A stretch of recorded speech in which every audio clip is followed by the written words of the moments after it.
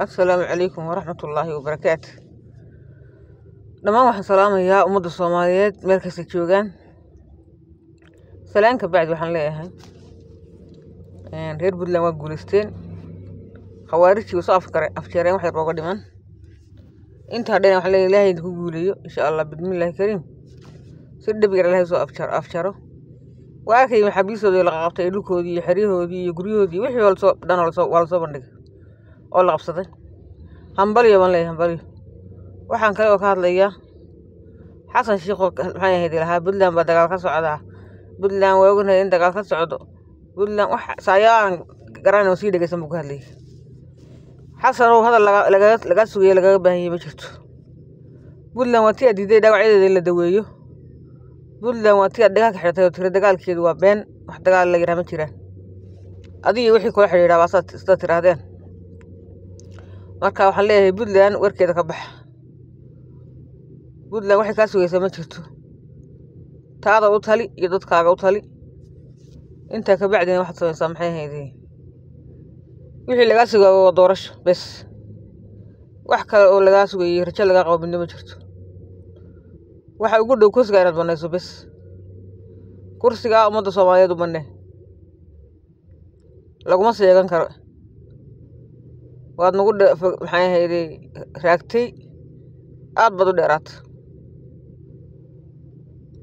marka maxay ahayd waxaan ku leeyahay kursiga banay wax hadal oo laga raabo jirto. iyo wax laga dhigisanay nacnacidi ma baahna baan leeyahay. waxaan kaloo ka hadlayaa kii Roble kii xiri jiray maxay ahayd ninkiisa u gelin jiray ninkii muxuu ahaa Kenya madaxweyne Kenya Uhuru Kenyatta. kii baa hadlayo yiri madax baan ahay buu lahaa hadlayay lahaa maxay ahayd markaan imaadaba wax sameyn doona iyo maxay wax daran dhigi doona iyo madaxweynaha sharaxanahay waxa ka hadlayay. anigu waxa baan arkaa waxaas maxay ahayd wuxuu doona ku hadlo. wata madaxweyne oo maxay ahayd sida jaahilnimada ah oo macaangnimada ah maxay ahayd aqal xumada uu la shaqaystay madaxweyne ka fiican ma iman waddankan Soomaaliya.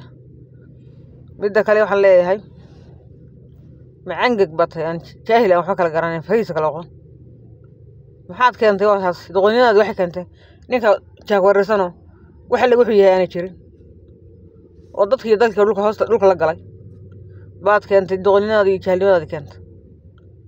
marka waxaan ku leeyahay Roblow xasan baa xitaa ku gartay adiga ku arka. xoog lacag ama ka soo dhamaaday ku boobaysay waxay ahayd kamarada horteeda. dad iyo daltoona kama tigin dib ugu soo laaban. adiga oo kale waxaad u noqonaysaa maxay ahayd madax iyo madaxweyneyaal iyo wasiir ama ra'iisul wasaare waa ummadda iska baabaaday wax wala maxay ahayd madaxu sheeganayaan. naga joog halkaaga baan ku leeyahay magaceebay ummadda meeyana magacaaga maqal. assalaamu calaykum waraxmatullaahi wabarakaatuh.